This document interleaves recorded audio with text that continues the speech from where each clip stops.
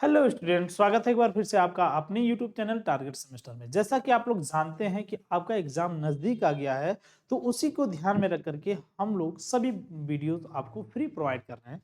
तो उसी के सीरीज में ये भी वीडियोस है और आप जा करके यूट्यूब पे प्लेलिस्ट फॉलो कर लीजिएगा। प्लेलिस्ट में जितनी भी क्लासेस हैं सभी को अटेंड करके तभी एग्जाम में जाइएगा। किसी भी प्रकार की कोई समस्या आपके साथ नहीं होगी यदि आप प्लेलिस्ट फॉलो कर लेते हैं तो।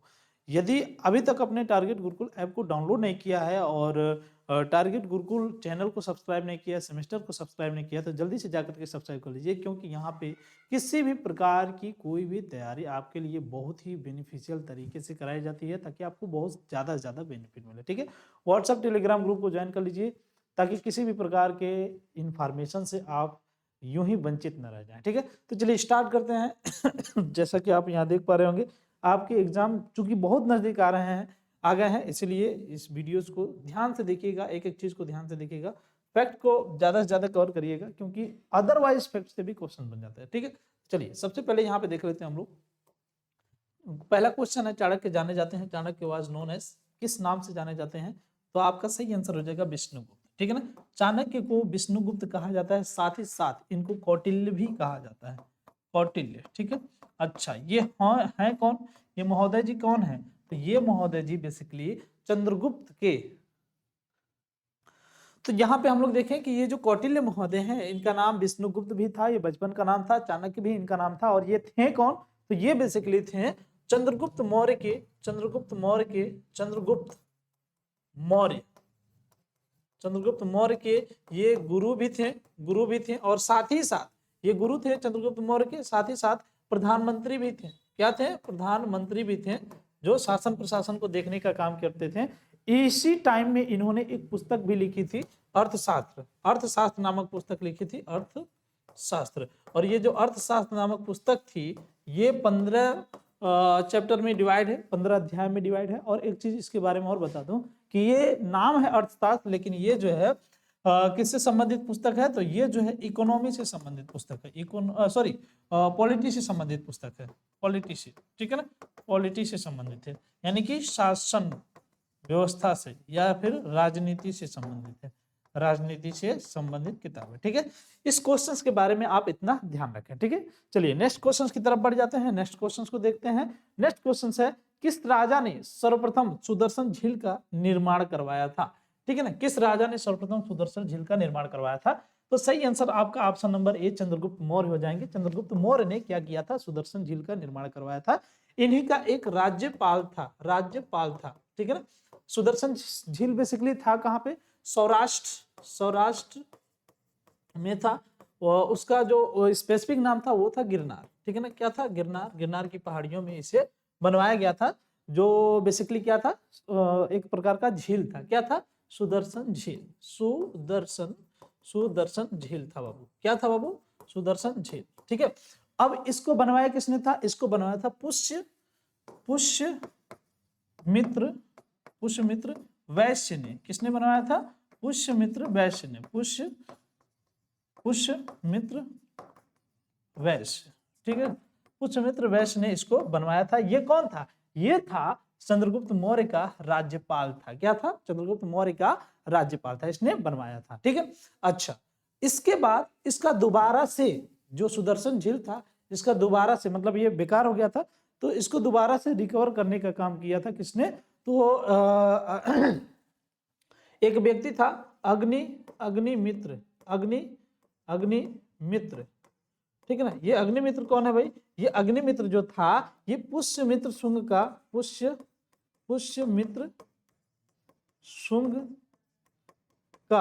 पुत्र था। पुष्यमित्र शुंग का क्या था? पुत्र था। अब एक चीज ध्यान रखना है, ये पुष्यमित्र शुंग कौन है?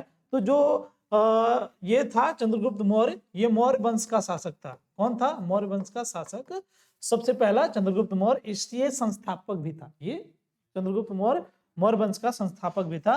तो इसके बाद बिंदुसार आता है, चंद्रगुप्त मौर्य के बाद बिंदुसार आता है, बिंदुसार के बाद अशोक आता है, और अशोक के बाद बृहदत्त आता है, बृहदत्त। ठीक है, इसी की हत्या करके पुष्यमित्र शुंग ने क्या किया था? अपना राजपाट अपना लिया था चंद्रगुप्त मौर्य का। और उसके बाद ये अपनी डायनेस्टी, कौन सी डायनेस्टी, तो बेसिकली ब्राह्मण डायनेस्टी थी ये, पहली ब्राह्मण डायनेस्टी थी, ठीक है ना, ब्राह्मण वंश, ठीक है, पुष्यमित्र शुंग। अब इसने किया क्या था भाई, ये इसने क्या किया था, इसने बेसिकली मौर्य वंश का समाप्त कर दिया था, मौर्य वंश को पूरी तरीके से समाप्त कर दिया था। इसी का पुत्र था अग्निमित्र, वापस से इसने जो सुदर्शन झील है इसको निर्माण करवाया था, ठीक है ना, और यहां से बेसिकली क्या किया था, मतलब एक तरीके से कहें कि दोबारा इसको निर्माण करवाया था, ऐसे ही कहानी, ठीक है ना। आप लोग कंफ्यूज तो नहीं हुए, आप लोग कंफ्यूज तो नहीं हुए, आप लोग इतनी सारी कहानियों में कंफ्यूज तो नहीं हुए ना। ध्यान दीजिए, थोड़ा सा मैं एक फ्लो में चलता हूं। चंद्रगुप्त मौर्य जो था, चंद्रगुप्त मौर्य जो था, एक मिनट, चंद्रगुप्त मौर्य जो था इसी का पुत्र था बिंदुसार, ठीक है, और बिंदुसार का पुत्र था अशोक, ठीक है, बिंदुसार का पुत्र था अशोक। अशोक का जो उत्तराधिकारी मतलब लास्टली जो रूलर बना वो बना बृहद्रथ, ठीक है। इसकी हत्या कर दिया था पुष्यमित्र शुंग ने, ठीक है ना। अच्छा, एक चीज और ध्यान रखिएगा, ये जो व्यक्ति है चंद्रगुप्त मौर्य, इसी का एक राज्यपाल था जिसका नाम था पुष्यमित्र वैश्य, ठीक है, इसी ने बनवाया था क्या, सुदर्शन झील को। बस ये कहानी थी, इसको जान लीजिए, ठीक है ना। उसको भी ध्यान से अगर देखेंगे तो आप कंफ्यूज नहीं होंगे, कवर कर लेंगे, ठीक है। चलिए आगे देखिए, नेक्स्ट क्वेश्चन से आपका, मौर्य सम्राट चंद्रगुप्त किसके प्रभाव में आकर जैन धर्म का अनुयायी बन गया, under whose influence the Maurya emperor Chandragupta become the followers of Jainism. आपका सही आंसर यहाँ जो हो जाएगा भद्रबाहु। देखिए दो जैनिज्म थे, एक थे भद्रबाहु और एक थे स्थूलभद्र, ये दो लोग थे, भद्रबाहु और स्थूलभद्र, ये दोनों जैन मुनि थे। हुआ क्या था, किसी कारणवश यहाँ पे चंद्रगुप्त मौर्य के शासन काल में किसी कारणवश अकाल पड़ गया था, तो ये जो भद्रबाहु थे अपने पुत्र कह रहे हैं, अपने जो फॉलोअर्स थे इनको लेकर के कहां चले गए, कर्नाटक चले गए। कर्नाटक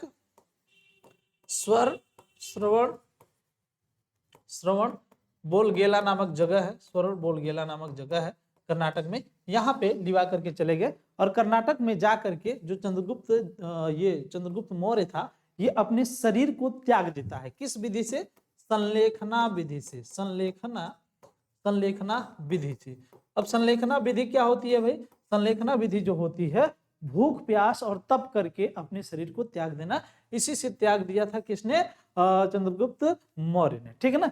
तो बेसिकली भद्रबाहु के प्रभाव में आकर के जो मौर्य सम्राट था चंद्रगुप्त मौर्य, ये क्या बन गया था, ये जैनिज्म बन गया था या फिर जैन बन गया था, ठीक है। इतनी कहानी आपको याद रखनी है इससे रिलेटेड, ठीक है। चलिए नेक्स्ट क्वेश्चन की तरफ बढ़ जाते हैं। नेक्स्ट क्वेश्चन से आपका, किस लेखक ने चंद्रगुप्त मौर्य की सेना को डाकुओं का गिरोह कहा है, किस लेखक ने, तो आपका सही आंसर हो जाएगा ऑप्शन नंबर सी, जस्टिन ने कहा है कि जो चंद्रगुप्त मौर्य का which writers is army to Chandragupta Maurya as bandits where did you say gangs, ठीक है ना। तो मतलब किसने कहा है, तो इसको जस्टिन ने कहा, किसने कहा भाई, जस्टिन ने कहा, इसको याद रखना है, ठीक है। चलिए बढ़ जाते हैं नेक्स्ट क्वेश्चन की तरफ, इसको आप याद रखिएगा, ठीक है। चलिए आगे बढ़ जाते हैं नेक्स्ट क्वेश्चन की तरफ। मौर्य वंश का संस्थापक कौन था भाई, तो मौर्य वंश का संस्थापक जो था, मौर्य साम्राज्य का या फिर मौर्य वंश का, वो था आपका चंद्रगुप्त मौर्य, ठीक है ना, चंद्रगुप्त मौर्य के बाद कौन आता है भाई, तो ये आता है बिंदुसार, ये दूसरे नंबर पे।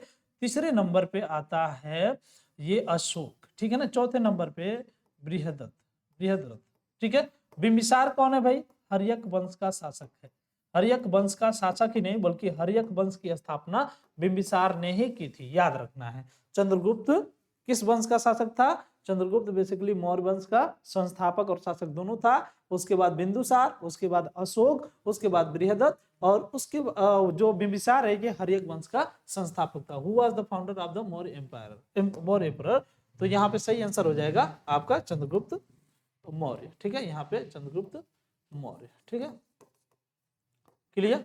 चलिए आगे बढ़ जाए नेक्स्ट क्वेश्चन की तरफ।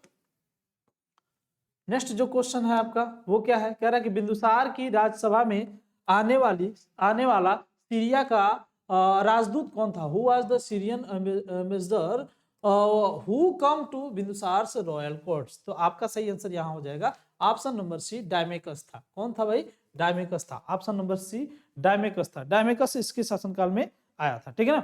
एक चीज और बता दें, यूनानी जो बेसिकली होते थे, विलियम जोन्स ने क्या कहा था? सैंड्रोकोट्स कहा था चंद्रगुप्त द्वितीय को, सैंड्रोकोट्स कहा था चंद्रगुप्त द्वितीय को। और यहाँ ध्यान रखना है कि जो बिंदुसार है, जो चंद्रगुप्त का पुत्र है या फिर जो चंद्रगुप्त का उत्तराधिकारी है बिंदुसार, उसी के शासन काल में डायमेकस आया था।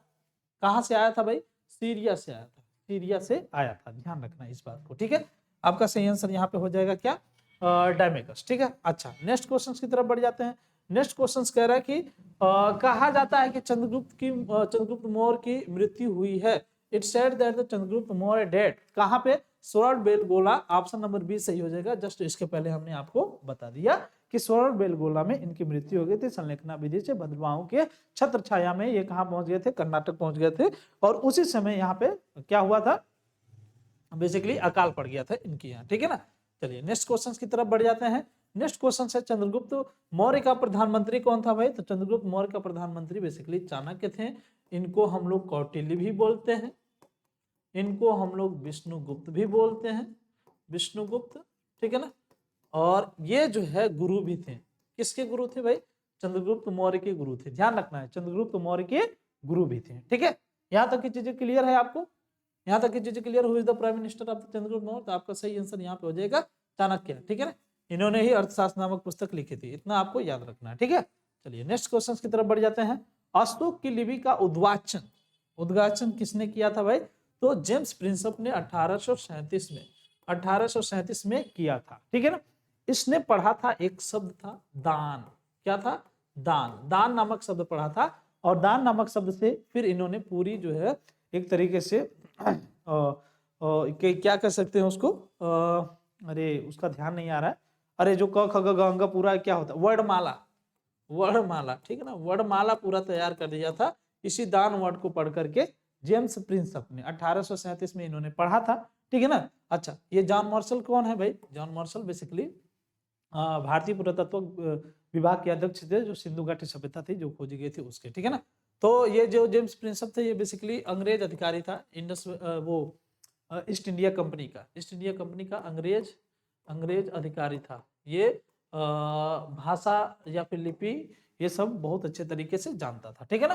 तो इसी ने उद्घाटन किया था या फिर पढ़ा था, ठीक है ना। अशोक स्क्रिप्ट द इंग्रेज्ड बाई, तो आपका सही आंसर हो जाएगा जेम्स प्रिंसप। अच्छा, अशोक के अभिलेखों की भाषा क्या थी? तो अशोक के अभिलेखों की जो भाषा थी वो थी प्राकृत, ठीक है ना। क्या थी? प्राकृत थी, ठीक है ना। अच्छा, जो लिपि थी वो कौन सी थी भाई? ये तो हो गई भाषा। लिपि कौन सी थी? तो लिपि बेसिकली थी खरोष्ठी, ब्राह्मी। अच्छा, इसी भाषा को पढ़ा था जेम्स प्रिंसप ने, इसी भाषा को जेम्स प्रिंसप ने पढ़ा था, ठीक है। ब्राह्मी, खरोष्ठी,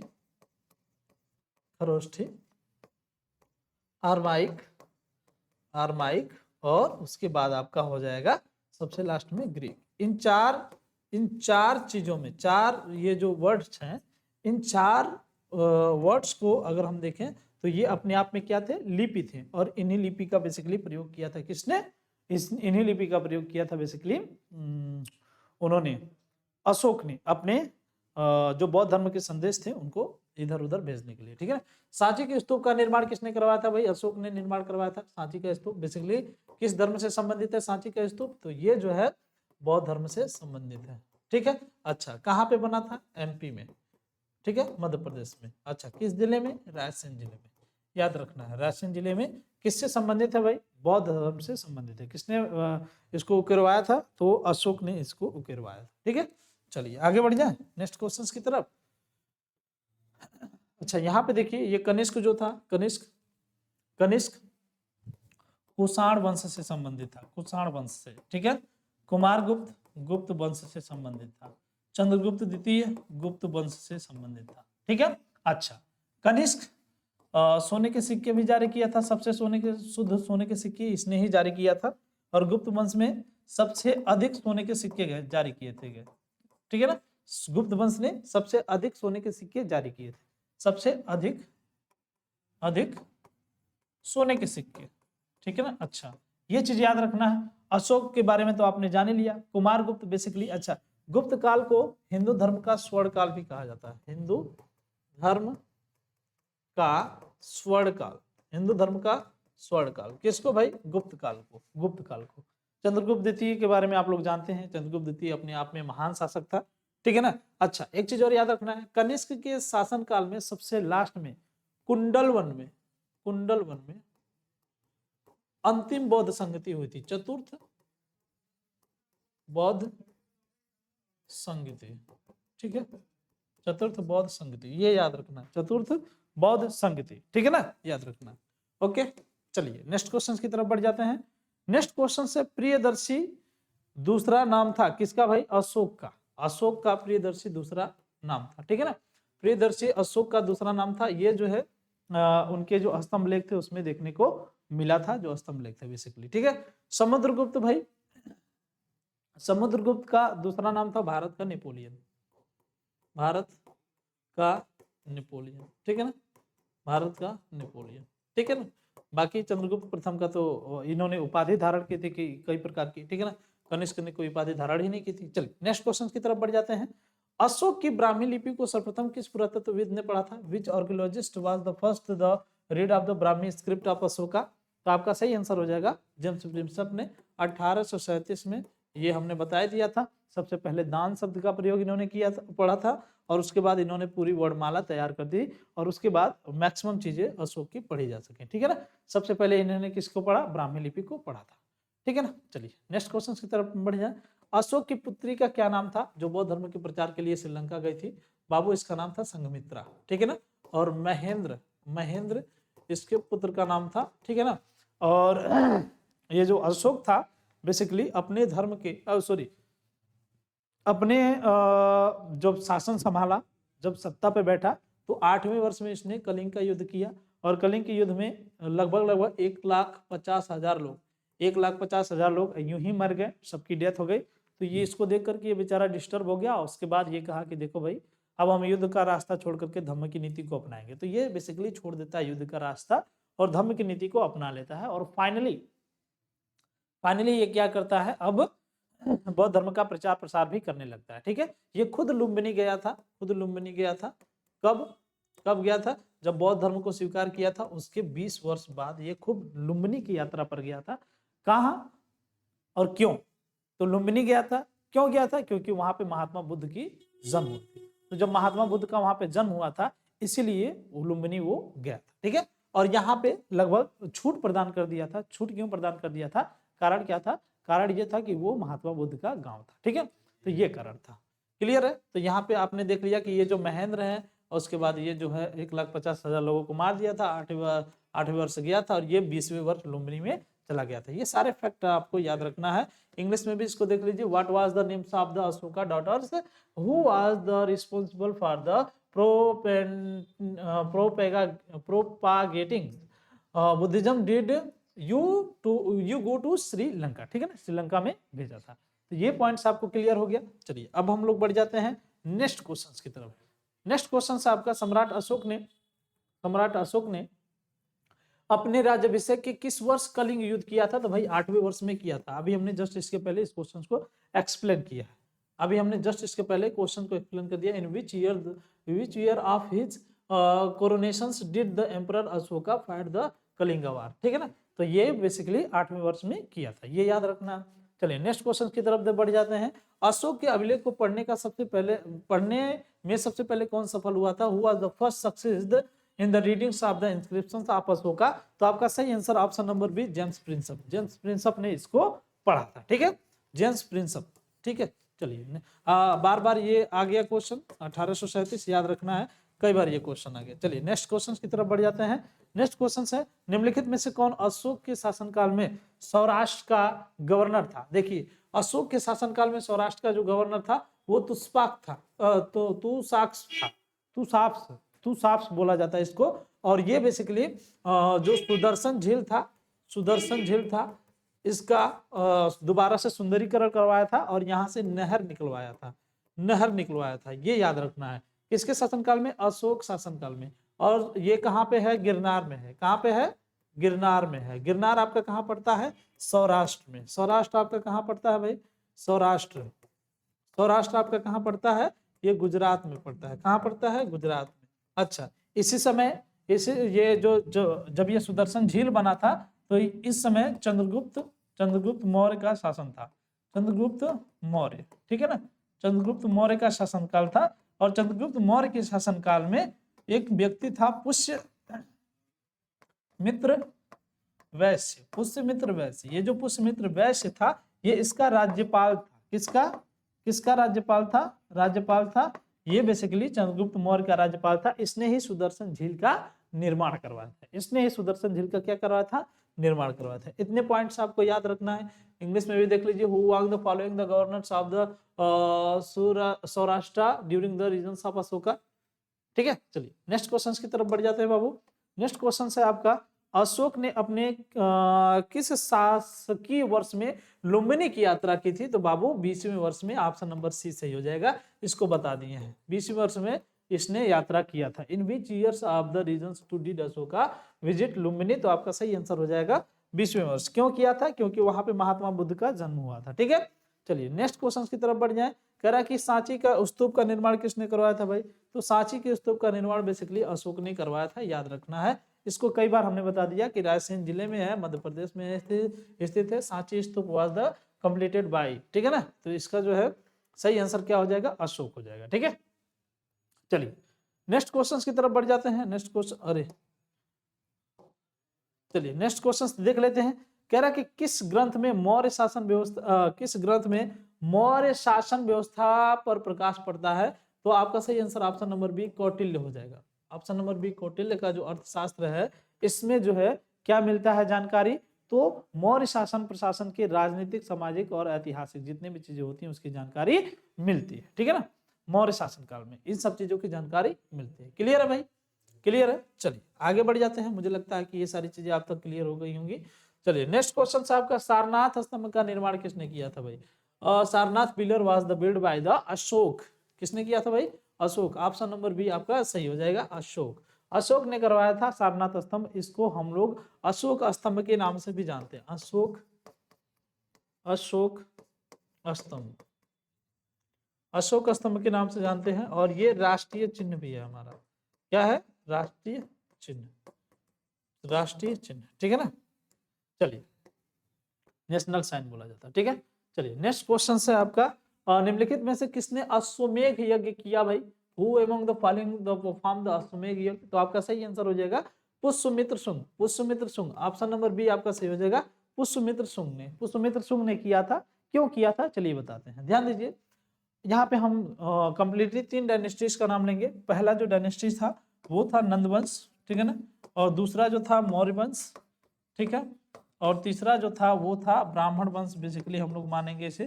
ठीक है, ब्राह्मण वंश, ध्यान रखना है, ब्राह्मण वंश जिसमें पुष्यमित्र शुंग था। ये पुष्यमित्र शुंग ने ही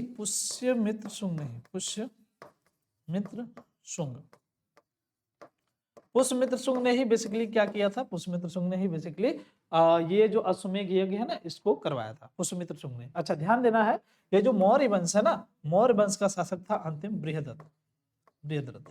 इसी की हत्या कर दी थी पुष्यमित्र शुंग ने। पुष्यमित्र शुंग बेसिकली क्या था? मंत्री हुआ करता था, या फिर सामंत ऐसे मान सकते हैं, सामंत हुआ करता था। ठीक है ना, ये हत्या करके ये शासन का बागडोर अपने हाथ में ले लिया। नंद वंश में एक व्यक्ति थे धनानंद, ठीक है ना, ये महापद्मानंद के पुत्र थे। महापद्मानंद, ठीक, महापद्मानंद के पुत्र थे धनानंद। और ये बेसिकली बहुत ही थोड़ा सा घमंडी टाइप का था और धन दौलत का बहुत इच्छुक था। ठीक है, धन दौलत का बहुत इच्छुक था, तो इसीलिए इसका नाम धनानंद भी पड़ गया था। ठीक है ना, ये जो धनानंद था बेसिकली शासन प्रशासन को देख रहा था।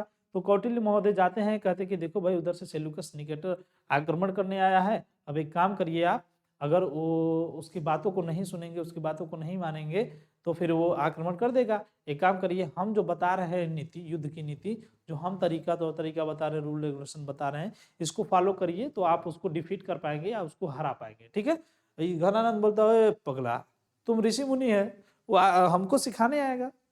हम राजा हूँ, हम राज कर रहा हूँ, शासन प्रशासन हम देख रहा हूँ, हाँ, और तुम ऋषि मुनि है, आएगा हमको समझाने कि कैसे युद्ध करेंगे, कैसे क्या करेंगे, क्या है क्या नहीं है। ठीक है, अब वो यहाँ पे हो गई भाई कौटिल्य महोदय की बेइज्जती, और जो कौटिल्य महोदय की बेइज्जती हो गई। कौटिल्य महोदय कहें कि अब तो हम बदला लेके रहेंगे। उन्होंने बदला लिया, चंद्रगुप्त मौर्य को शिष्य के तौर पे तैयार किया और घनानंद को हराया। घनानंद को जब हरा दिया तो फिर मौर्य वंश की स्थापना हो गई और ये फिर क्या बन गए, प्रधानमंत्री बन गए और घनानंद की डायनेस्टी को ही खत्म करवा दिया। फिर लास्ट में बृहदत्त आता है और बृहदत्त को पुष्यमित्र शुंग हरा देता है और फिर ये क्या करता है, यहाँ पे देखिए पुष्यमित्र शुंग ने फिर अश्वमेध यज्ञ का निर्माण करता है एक तरीके से, या फिर अश्वमेध यज्ञ करता है। ठीक है, चलिए यही कुछ कहानियां थी जो आपको याद रखना है, आप याद रखेंगे तो ज्यादा बेहतर होगा। ठीक है, मौर्य राजवंश का संस्थापक कौन था भाई, कई बार बता दिए, चंद्रगुप्त मौर्य, चंद्रगुप्त मौर्य। ठीक है ना, ऑप्शन नंबर सी सही हो जाएगा, ऑप्शन नंबर सी। ठीक है, चलिए नेक्स्ट क्वेश्चन की तरफ बढ़ जाते हैं। नेक्स्ट क्वेश्चन, ओहो आराम से चलो देखो। हाँ, मौर्य वंश की स्थापना कब हुई भाई, मौर्य वंश की स्थापना जो हुई थी ये हुई थी 322 ईस्वी में, चली कब तक थी 185 ईस्वी पूर्व तक। ठीक है ना, 322 ईस्वी में इसका निर्माण हुआ था, 185 ईस्वी पूर्व में, और उसके बाद 185 ईस्वी पूर्व के बाद बेसिकली किसका निर्माण हो गया था, तो ब्राह्मण वंश जो कि पुष्यमित्र शुंग ने बना दिया था। When was the Maurya emperor dynasty is established, तो आपका सही आंसर क्या हो जाएगा, सही आंसर हो जाएगा 322 ईस्वी पूर्व, ऑप्शन नंबर ए सही हो जाएगा। ठीक है, चले बाबू नेक्स्ट क्वेश्चन की तरफ बढ़ जाते हैं। नेक्स्ट क्वेश्चन है आपका, अशोक के शासनकाल में बौद्ध सभा किस नगर में आयोजित की गई थी बाबू, तो अशोक के शासनकाल में आपका हो गया था पाटलिपुत्र। पहला वाला कहाँ था, राजगृह में, दूसरा वाला वैशाली में, पहला वाला राजगृह में, दूसरा वैशाली, और तीसरा पाटलिपुत्र, तीसरा पाटलिपुत्र, और चौथा कुंडलवन, कुंडलवन। ठीक है ना, कुंडलवन, क्लियर है, कुंडलवन, कुंडलवन याद रखना है, कुंडलवन। ठीक है, चौथा क्लियर है। चलिए आगे बढ़ जाए, आगे बढ़ जाए। चलिए नेक्स्ट क्वेश्चन है, मौर्य काल में कंटक शोधन था, मौर्य काल में कंटक शोधन था, ये फौजदारी न्यायालय था बाबू, इसको पढ़ा दिए हैं लाइव क्लास में, इसको डिस्कस किया गया है। ये जो है एक क्रिमिनल कोड था, इन मौर्यन पीरियड्स द कंटक शोधन वाज, तो ये जो है एक प्रकार का क्या था, फौजदारी न्यायालय। नेक्स्ट क्वेश्चन है, सेंड्रो कोर्ट्स से, सेंड्रो कोर्ट्स से चंद्रगुप्त की पहचान किसने की है भाई, सेंड्रो कोर्ट से चंद्रगुप्त की जो पहचान की हो विलियम जोन्स ने की है, ऑप्शन नंबर ए आपका सही हो जाएगा, विलियम जोन्स ने की है। Who identified the Chandragupta Maurya from the Sandrocottus, तो आपका सही answer option number A William Jones. ठीक है, मगध की राजधानी कौन सी थी भाई, तो पहले ये राजगृह थी मगध की राजधानी, बाद में हो गई पाटलिपुत्र। कहाँ हो गई, पाटलिपुत्र। अशोक के काल में क्या हो गई थी, पाटलिपुत्र। ठीक है ना, तो आपका सही आंसर क्या हो जाएगा, राजगृह, ऑप्शन नंबर ए आपका सही हो जाएगा, सॉरी ऑप्शन नंबर सी आपका सही हो जाएगा। ठीक है ना, ऑप्शन नंबर सी, पहली राजधानी राजगृह, दूसरी राजधानी पाटलिपुत्र। ठीक है, तो ये कुछ मोस्ट इंपोर्टेंट क्वेश्चन है जो कि आपकी एग्जाम के लिए बहुत ही बेनिफिशियल होने वाले हैं, बहुत ही इंपॉर्टेंट है। तो आज की क्लास हम लोग यहीं पे समाप्त करते हैं। जल्दी जल्दी पढ़िए, एग्जाम काफी नजदीक है, बहुत मेहनत करना पड़ेगा, और एक बार आप अगर मेहनत कर लेते हैं तो जितना नंबर आप इंक्रीज कर पाएंगे फिर दोबारा आपको मौका नहीं मिलेगा इंक्रीज करने का। ठीक है, तो एक ही बार में मेहनत करिए और नंबर को इंक्रीज कर लीजिए, और फिर मिलते हैं नेक्स्ट क्लास में, तब तक के लिए बाय।